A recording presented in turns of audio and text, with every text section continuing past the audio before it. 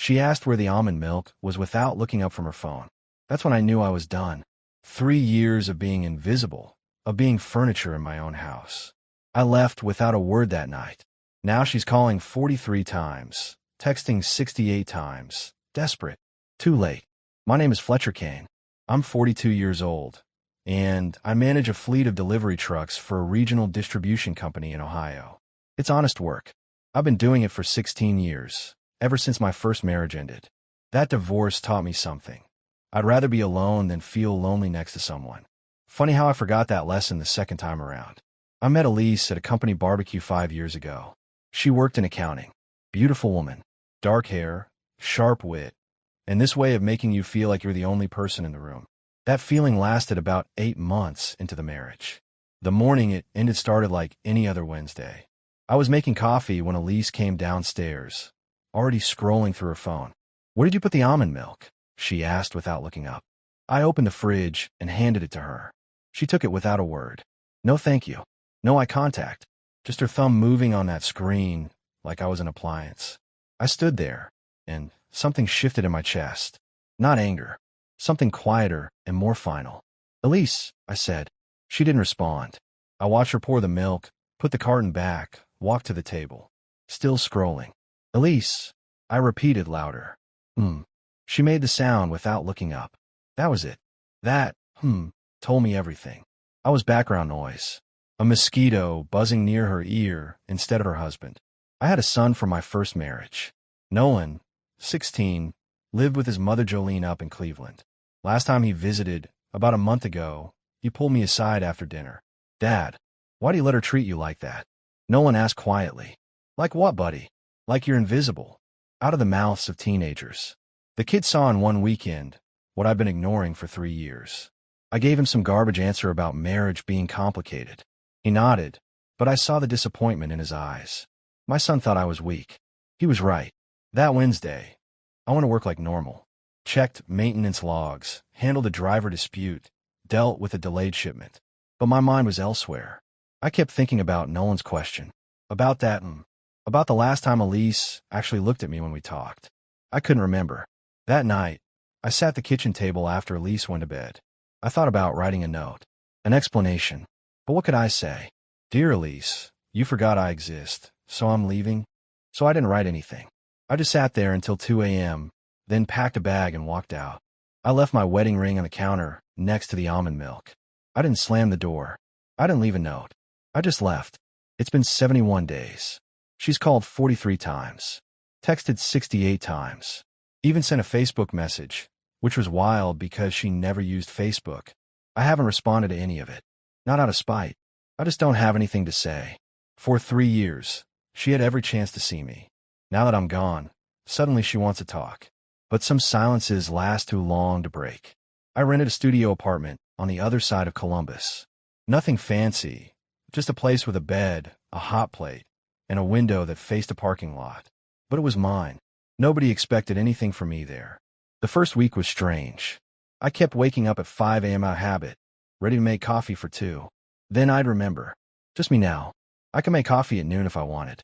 Could drink it straight from the pot. Could leave the dishes in the sink overnight. Freedom felt emptier than I'd expected. Work kept me busy. My boss, a guy named Dale, noticed something was different, but didn't pry. That's what I appreciated about working with trucks and logistics. Men who did this job didn't ask personal questions. They just showed up and got it done. But on day 12, my phone rang during lunch. Jolene's name flashed on the screen. "Fletcher," Jolene said when I answered, her voice tight. "We need to talk. Everything okay with Nolan?" My chest went tight. That was always the first thought. Is my son all right? "Nolan's fine. But your wife showed up at my house last night," Jolene said. I sat up straighter. Elise came to Cleveland. Drove 3 hours apparently. Rang my doorbell at 9 p.m., mascara running down her face, asking if I knew where you were. She looked like she'd been crying for days. I didn't say anything. What could I say? Jolene continued, her tone shifting to something softer. "Fletcher, I never thought I'd say this, but that woman is falling apart. She sat on my porch for an hour, just crying. Kept saying she didn't realize, didn't see, didn't understand. Did you tell her where I am?" I asked. "No. You asked me not to, so I didn't." But Fletcher, I gotta ask, what happened? I mean, I saw how she treated you. Nolan saw it too. But this woman on my porch, she looked destroyed. I leaned back against the break room wall. She ignored me for 3 years, Jolene. 3 years of being invisible in my own house. Now I'm gone, and suddenly she cares. Maybe she needed you to leave to realize what she had, Jolene said quietly. I'm not defending her. God knows I saw how she was. But people don't always know what they've got until it's gone. That's not my problem anymore, I said, but even as I said it, something twisted in my gut. I know, and I'm not telling you what to do. But Nolan asked me something last night after she left. He said, Mom, do you think Dad's okay? Not physically. He meant in here. I imagined Jolene tapping her chest over her heart. He's worried about you. Tell him I'm fine, I said. Are you? I looked around the break room. Motivational poster about teamwork on the wall. Coffee stains on the table. The hum of the vending machine. Was I fine? I'm better than I was. I finally answered. Tell Nolan I'll call him this weekend. All right. But Fletcher, whatever you decide about Elise, make sure it's for you. Not because you feel guilty. Not because she's crying. For you. After we hung up, I sat there for another 20 minutes. Elise had driven 3 hours to find me. She was falling apart. Part of me felt vindicated. The bigger part felt nothing at all. Maybe that was the saddest part. I didn't hate her. I just didn't care anymore. 3 weeks in, I started going to the gym near my apartment. Not some fancy place with juice bars and trainers. Just a basic setup with weights and a heavy bag.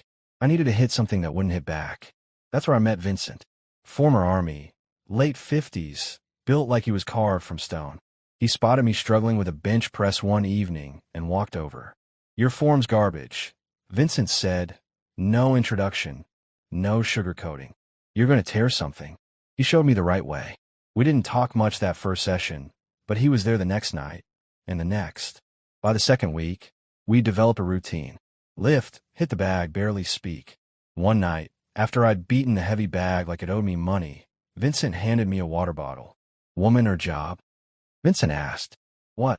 Men don't hit a bag like that unless it's woman trouble or job trouble. Which one? Woman, I admitted. Was married. She treated me like furniture. I left. Vincent nodded slowly. Good. Man who stays where he's not valued is no man at all. He's a doormat with a heartbeat. Those words hit different. Coming from a guy who'd probably seen real combat, who knew what actual strength looked like, it meant something. My ex-wife showed up at my first wife's house crying. I said, drove 3 hours looking for me. Let me guess. Now she realizes what she lost, Vincent said, wiping sweat from his face. They always do. Question is, what are you going to do about it? Nothing. I'm done. Then be done. Don't half-step. Don't feel guilty. You gave her years to see you. That's on her. Vincent picked up his gym bag. Same time tomorrow. Yeah. Thanks, Vincent. Don't thank me. Just show up and stop feeling sorry for yourself. You're free. Act like it. Walking back to my apartment that night, I felt something shift. Vincent was right. I was free. For the first time in years. Nobody expected me to be smaller than I was. The next morning, I called Nolan. Hey, Dad. Nolan answered, sounding surprised. Everything okay? Everything's fine, buddy. I just wanted to check in. Your mom told me Elise showed up. Yeah, that was weird.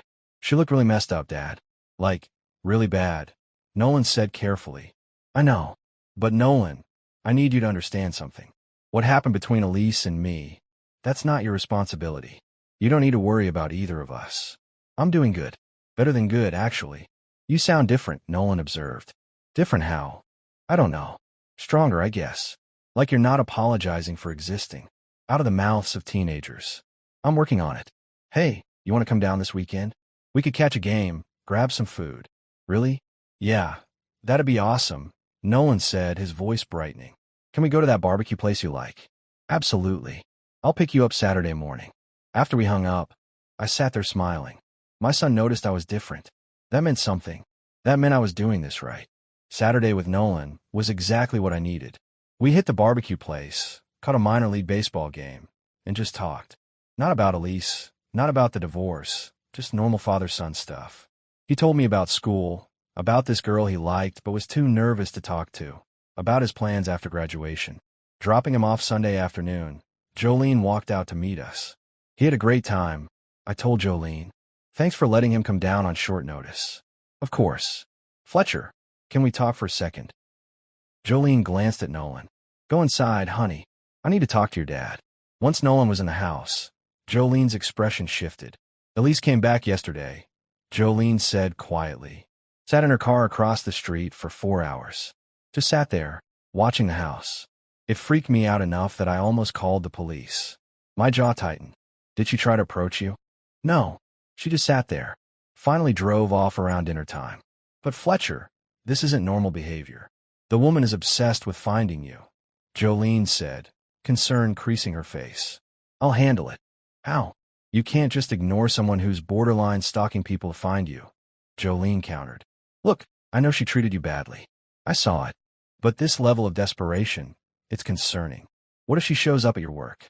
That thought hadn't occurred to me. Elise knew where I worked. She could walk into the depot anytime. I'll figure something out. I'm sorry she's dragging you into this, I said. I'm not worried about me. I'm worried about what happens when she finally finds you, Jolene said. Just be careful, okay?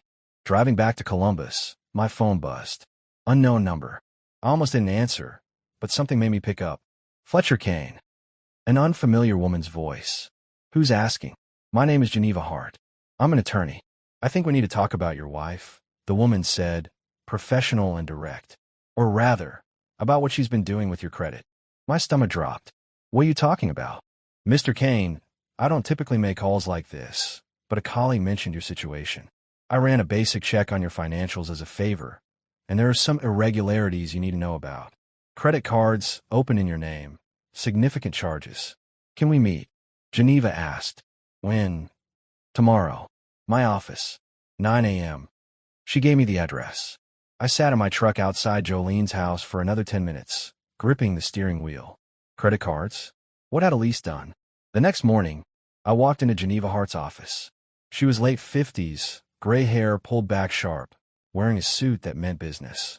No nonsense in her handshake. Mr. Kane, thank you for coming. Let me be direct. Your wife has opened 3 credit cards using your information. Total balance, $47,000, Geneva said, sliding papers across her desk. The room tilted. 47,000?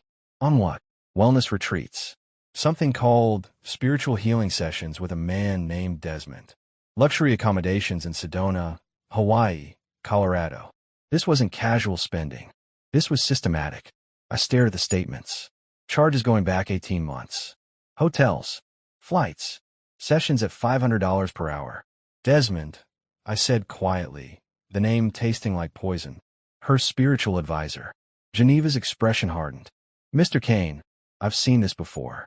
These advisors target vulnerable people. But the issue here is she used your credit to fund it. That's fraud. You have grounds for legal action. Against Elise? Against both of them. But first, we need to protect you. Freeze these accounts. File a police report. Start building a case, Geneva said. I know this is overwhelming, but you need to act fast.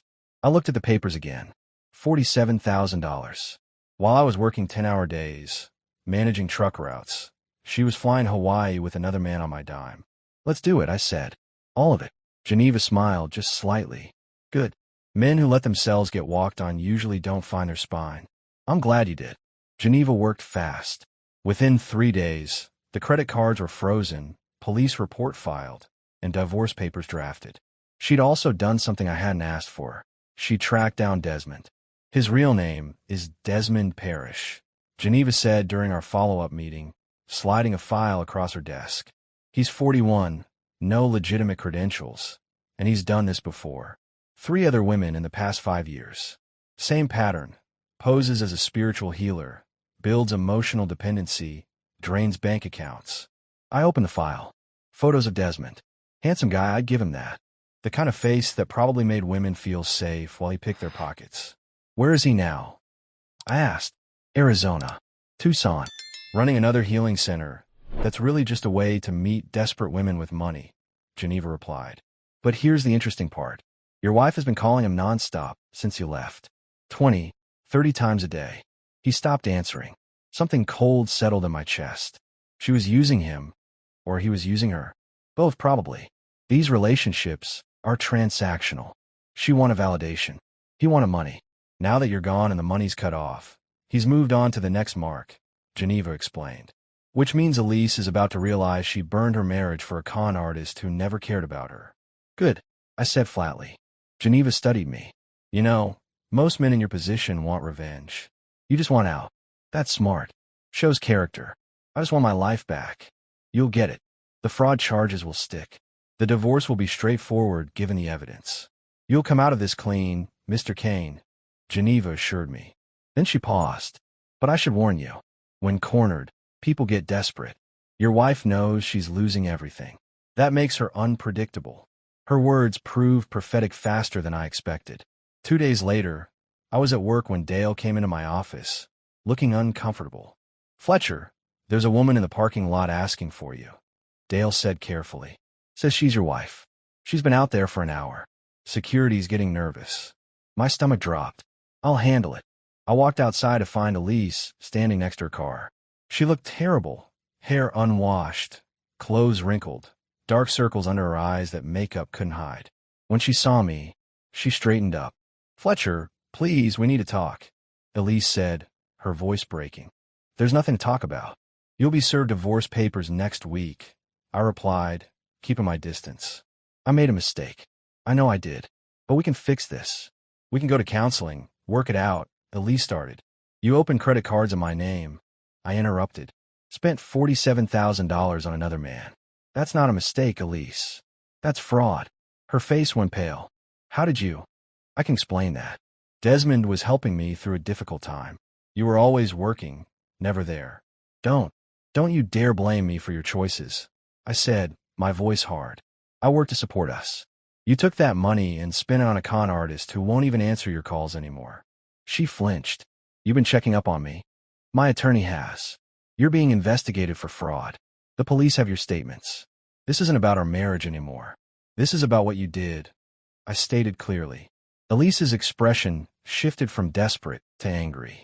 You're really going to destroy me over this? After everything I gave you, what did you give me, Elise? 3 years of being invisible, of being treated like I was nothing. I asked, my voice steady. You ignored me until I left. Now regret is eating you alive, and you're desperately searching for me. But it's too late. I'm done. Fletcher, go home, Elise. Get a lawyer. And don't come to my workplace again, or I'll file for a restraining order. I turned and walked back inside, leaving her standing in the parking lot.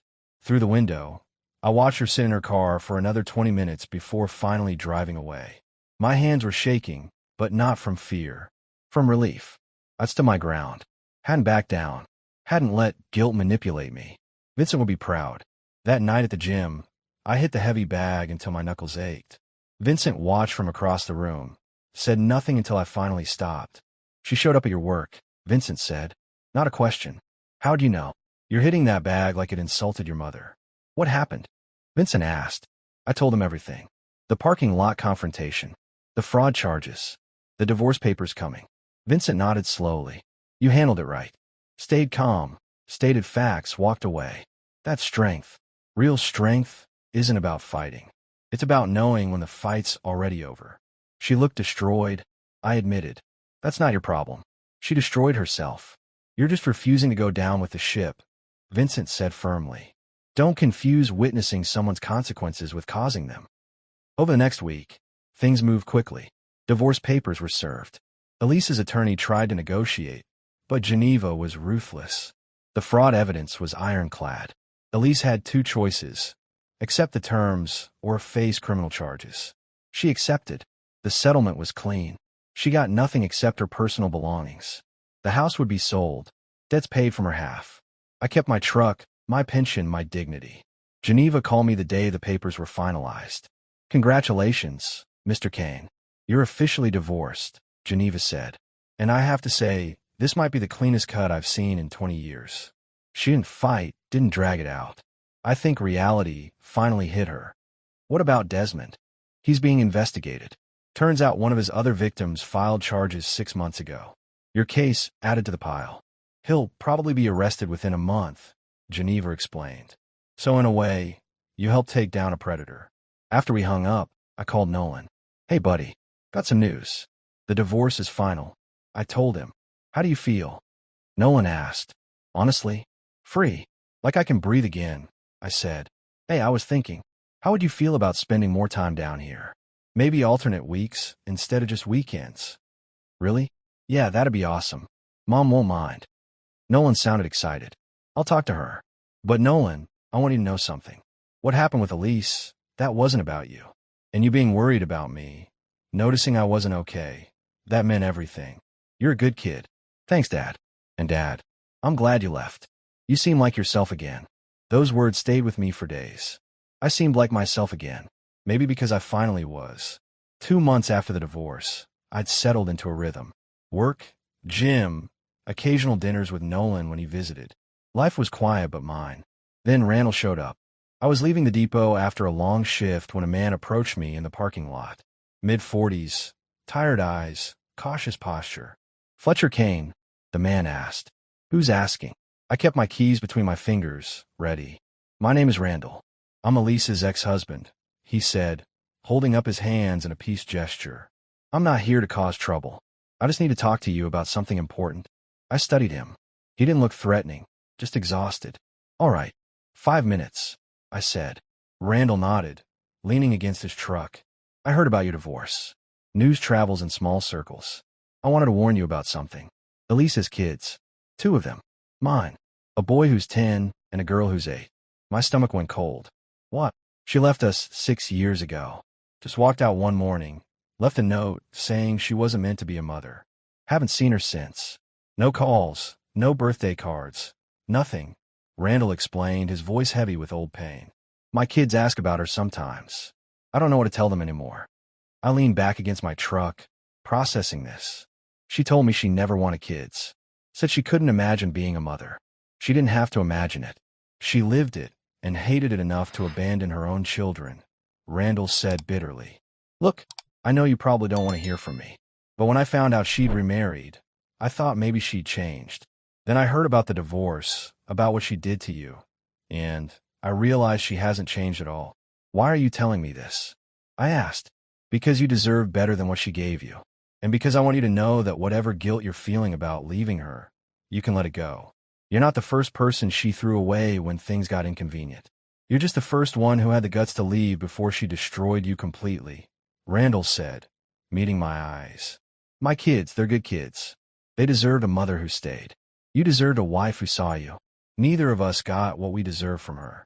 We stood there in silence for a moment. How are your kids doing? I asked. Better now. Took a lot of therapy, but they're resilient. Kids are tougher than we think, Randall said with a small smile. They've got me. They've got my parents. They've got stability. That's more than Elise ever gave them.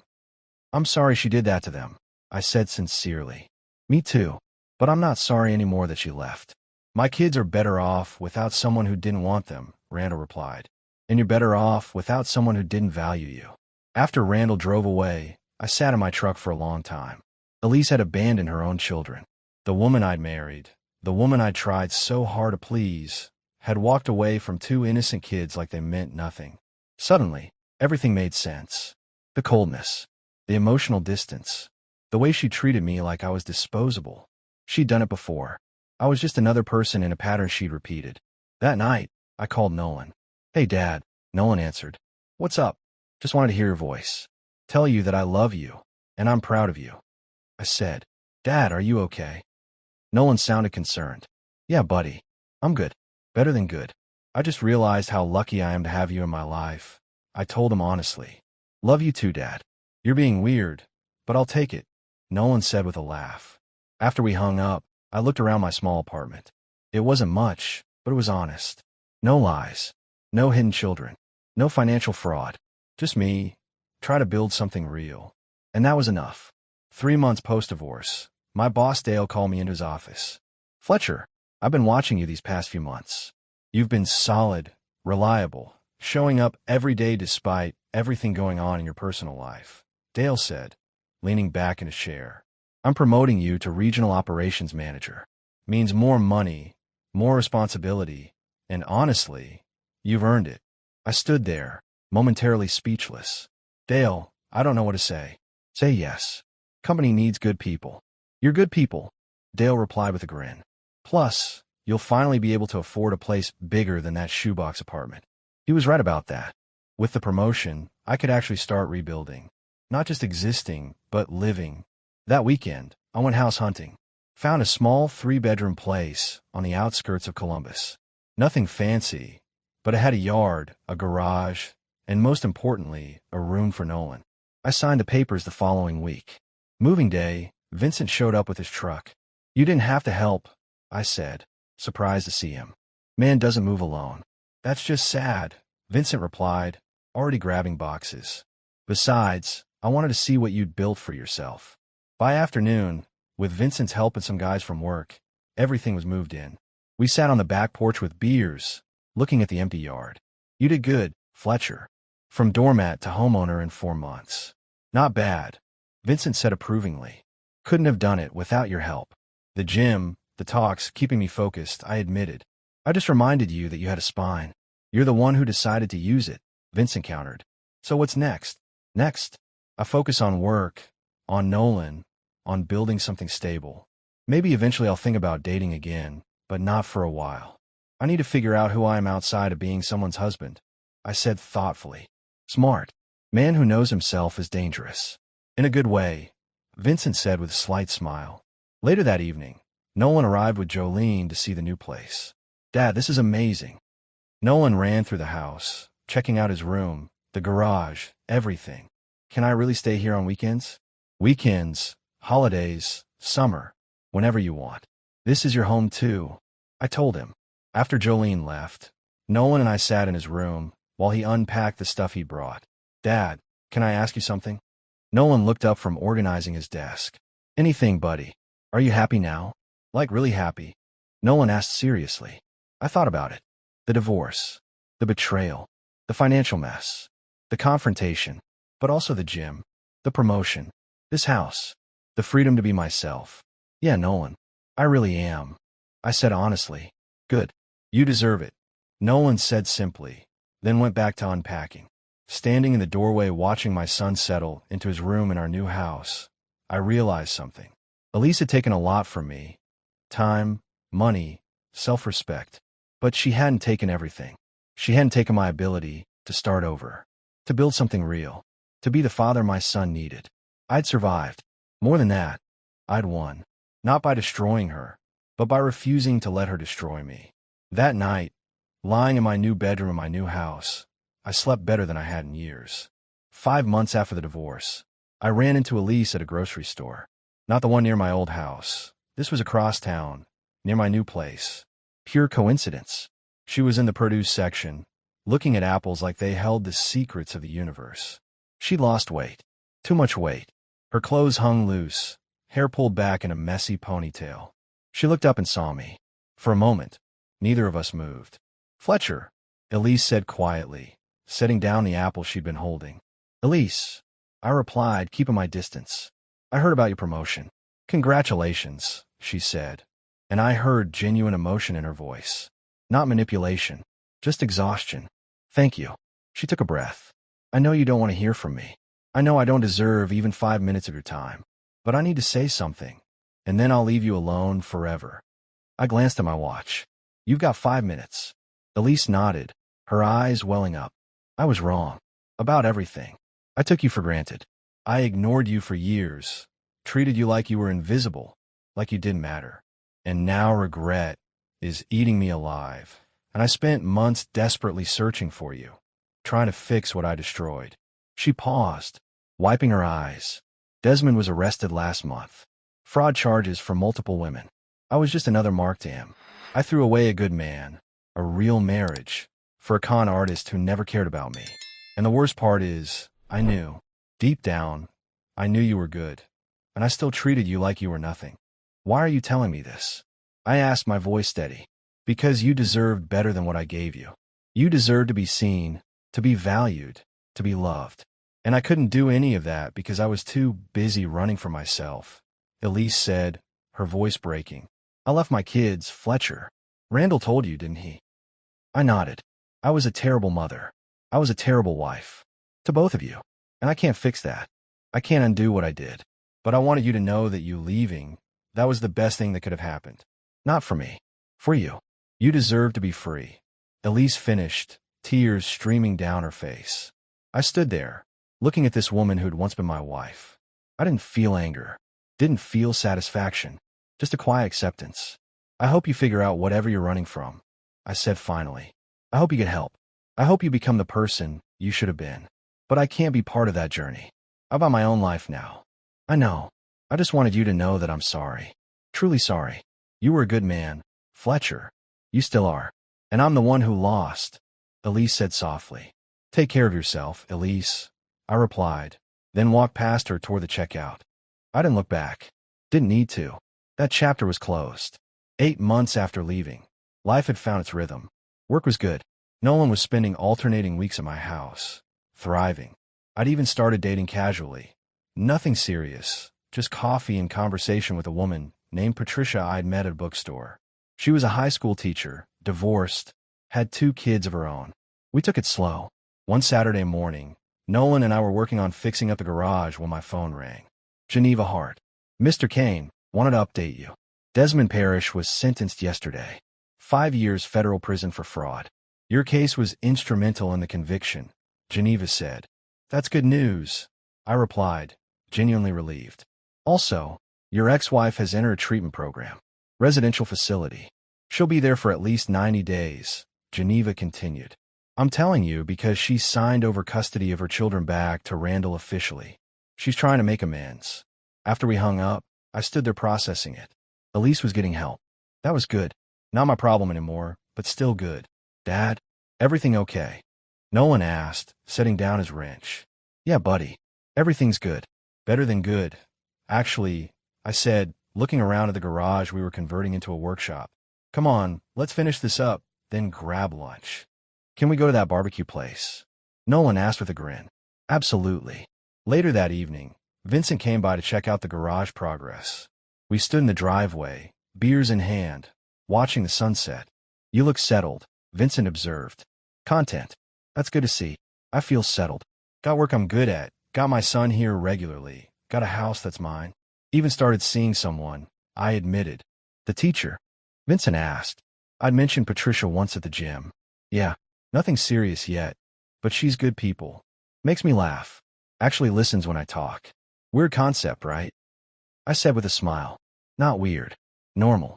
That's what you should have had all along, Vincent replied. You did good, Fletcher. Most men would have gone back.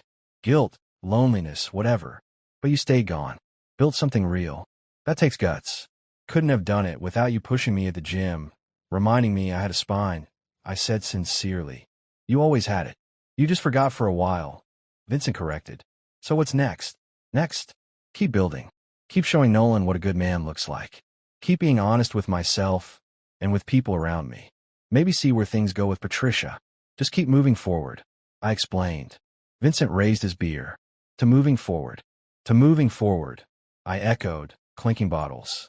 That night, after Vincent left and Nolan was asleep in his room, I sat on my back porch looking at the stars. I thought about where I'd been 8 months ago. Invisible in my own home. Walking on eggshells. Convinced that being quiet and accommodating was the same as being strong. I'd learned the hard way that real strength wasn't about staying. It was about knowing when to leave. About protecting yourself. About refusing to shrink to fit someone else's expectations. Elise had ignored me for years. Then, when I left, regret ate her alive while she desperately searched for me. But by then, it was too late. I'd already found myself, and that self was stronger, clearer, more honest than I'd ever been. My phone buzzed. Text from Patricia. Hope you had a good day. Coffee tomorrow. I smiled and typed back. Sounds perfect. I was 42 years old. I'd been married twice. I'd been taken for granted, financially betrayed, emotionally abandoned. But I'd survived all of it. More than survived. I'd built something real from the ashes. And for the first time in years, I was excited about tomorrow.